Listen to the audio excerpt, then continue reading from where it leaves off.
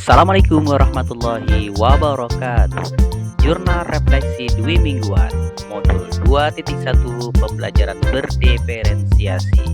Saya Fadlillah, calon guru penggerak angkatan 10 Kabupaten Banjar. Perkenalkan, nama saya Fadlillah, calon guru penggerak angkatan 10 dari SMP Negeri 4 Sungai Tabuk, Kabupaten Banjar, Kalimantan Selatan. Model refleksi 4F, yaitu Facts, Feelings, Findings, and Future. Facts atau peristiwa, yaitu pendampingan 2. Kegiatan ini dilaksanakan pada tanggal 25 Mei 2024 pada hari Sabtu pukul 8.00 sampai 13.00, yaitu diawali dengan wawancara tentang pembelajaran online dan juga kemajuan selama 1 bulan terakhir.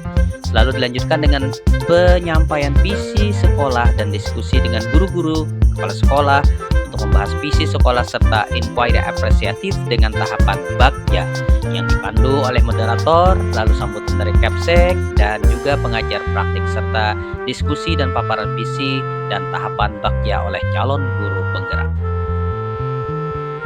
Peristiwa selanjutnya mulai dari diri, yaitu belajar mandiri dari LMS dimulai tanggal 6 Juni 2024. Kegiatan ini bertujuan untuk berbagi pengalaman pribadi tentang bagaimana tindakan gurunya di masa yang lalu membantu dirinya untuk belajar dengan lebih baik sehingga dapat mencapai tujuan pembelajaran yang diharapkan.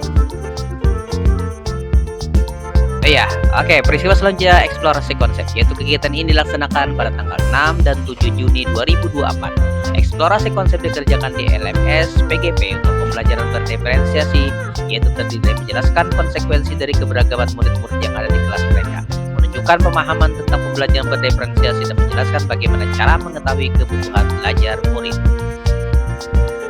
Peristiwa selanjutnya adalah Lokakarya 2, yaitu kegiatan ini dilaksanakan pada tanggal 8 Juni 2024, yaitu hari Sabtu.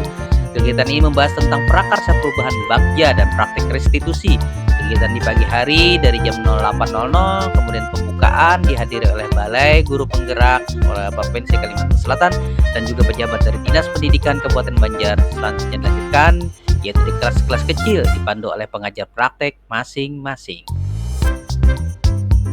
Peristiwa selanjutnya adalah eksplorasi konsep atau diskusi. Nah, kegiatan ini dilaksanakan pada tanggal 10 Juni 2024. Kami berdiskusi tentang pertanyaan yang dipandu dalam diskusi daring, yaitu informasi atau fakta apa yang disampaikan dalam video dan artikel tersebut. Lalu gagasan apa yang Anda dapatkan dari video dan artikel yang Anda lihat, kemudian apakah yang menurut Anda akan sulit diimplementasikan, lalu mengapa? Dan terakhir pertanyaan, apakah yang masih Anda miliki atau klarifikasi apa yang masih Anda perlukan terkait dengan visi di video dan artikel tersebut.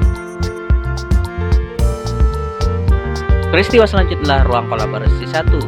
Kegiatan ini dilaksanakan pada tanggal 11 Juni 2024, yaitu pada kegiatan ini melakukan refleksi kolaborasi untuk menganalisis implementasi pembelajaran berdiferensiasi.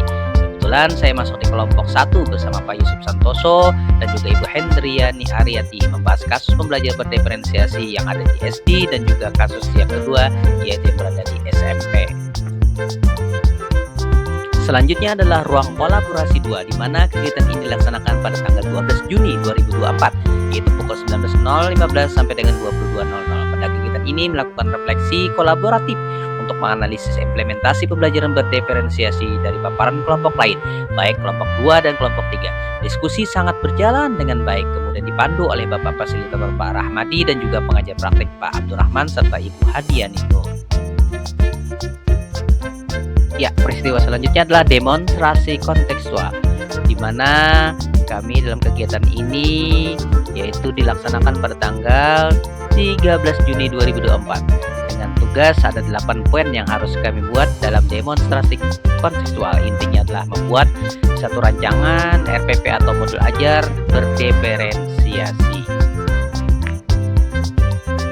Setelah mengunggah tugas di LMS tentang pembuatan modul ajar atau RPP berdiferensiasi, lalu kami diminta untuk menanggapi atau satu teman-teman lain untuk merapikan ataupun menjadikan RPP atau ajar itu ideal, kemudian kami upload lagi di LMS. Nah, pada kegiatan demonstrasi kontekstual yang kedua ini, kegiatan dilaksanakan pada tanggal 14 Juni 2024 setelah membuat modul ajar atau RPP berdiferensiasi, kemudian diunggah di LMS yang sudah dirapikan tadi.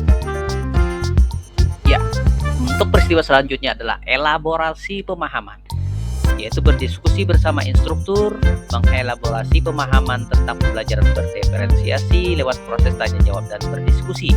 Nah, kegiatan ini dipandu oleh instruktur yaitu Ibu Oscarina Dewika, yaitu pada hari Kamis tanggal 20 Juni 2024 jam 13.00 sampai 14.30 waktu Indonesia Barat pada sesi 1. Peristiwa selanjutnya adalah koneksi antar materi, yaitu dilaksanakan pada tanggal 20 Juni 2024. Kegiatan ini diantaranya adalah membuat sintesa pemahaman dengan mengoneksikan semua materi yang telah dipelajari sebelumnya untuk menjelaskan pemahamannya tentang pembelajaran berdiferensiasi dan bagaimana mengimplementasikannya. Peristiwa selanjutnya adalah aksi nyata. Nah, kegiatan aksi nyata ini berupa implementasi dan refleksi terhadap implementasi pembelajaran berdiferensiasi di kelas. Nah, kegiatan ini dilaksanakan pada tanggal 14 Juni 2024. Feeling atau perasaan. Dalam kegiatan pembelajaran yang berlangsung, saya merasa bersemangat dan antusias dalam mengikuti setiap sesi. Perasaan semangat muncul karena saya ingin lebih tahu tentang pembelajaran berdiferensiasi. Hal ini membuat saya antusias mengikuti proses pembelajaran dalam setiap sesi. Saya tertarik untuk menganalisis kebutuhan belajar murid, menetapkan strategi diferensiasi, dan menetapkan pembelajaran berdiferensiasi di kelas. Saya merasa bersyukur karena telah sampai pada modul ini. Saya jadi bisa menyusun RPP atau modul ajar berdiferensiasi, bagaimana menyusun pembelajaran yang menyelaraskan dengan karakter murid di sekolah saya. Mulai tergambar treatment seperti apa yang dapat saya lakukan sebagai bentuk tindakan yang mempertimbangkan kebutuhan belajar murid. Findings pembelajaran. Nah, pembelajaran berdiferensiasi merupakan hal baru bagi saya. Pembelajaran berdiferensiasi adalah salah satu aplikasi nyata bagaimana seorang guru harus menghamba kepada murid, adalah dengan mengintegrasikan pembelajaran berdiferensiasi terhadap pelaksanaan dan penilaian. Pembelajaran yang mengakomodir seluruh kebutuhan murid dari minat, kesiapan belajar, dan profil belajar murid. Selain itu, saya juga mendapatkan pemahaman mengenai strategi berdiferensiasi, meliputi diferensiasi konten, proses, dan produk. Meskipun selama ini saya pernah melakukan kegiatan pembelajaran di kelas yang saya rasa bisa mengakomodir kesiapan belajar siswa yang berbeda-beda, tetapi hal itu mengandung miskonsepsi dengan pembelajaran berdiferensiasi. Melalui pembelajaran berdiferensiasi ini, saya mendapat pemahaman yang utuh tentang pembelajaran yang sebenarnya dari pembelajaran berdiferensiasi. Future atau penerapan.